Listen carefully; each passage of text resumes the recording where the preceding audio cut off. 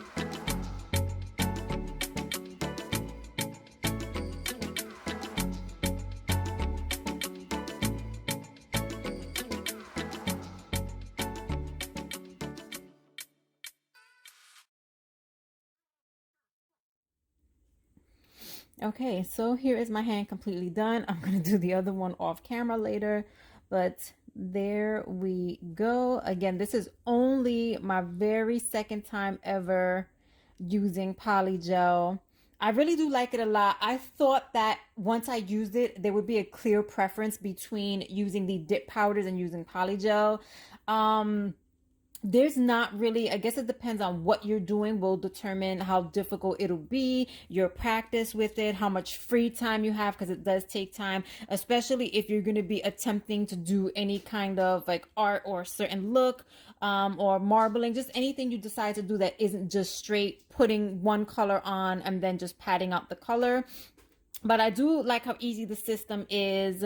I did actually like this brush that I picked up. This was $1. It's a cheapy Wet n Wild brush, so I ended up liking that a lot more. And I just wanted to show you guys the finished product here of what I was able to do.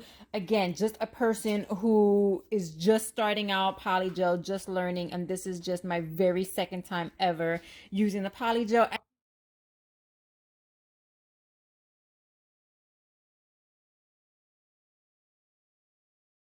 This Saviland kit from Amazon, this was really affordable. It came with all these colors. Well, they're not on screen right now, but it came with all the 7 colors that I showed you in the beginning, and they do glow, in they do glow in the dark. There we go. Whether you just are outside and you're coming in and going somewhere dark, it'll glow. Whether you charge them using regular lights at home, it'll glow. But yeah. If you have any particular questions about the Saviland Polygel Kit, or in particular what I did, how I did it, please feel free to leave them down below. I'll be more than happy to answer them for you. If you haven't already, please comment, rate, subscribe, and hit that notification bell. You all have an amazing rest of the weekend wherever you are, and I'll see you in my next video. Bye.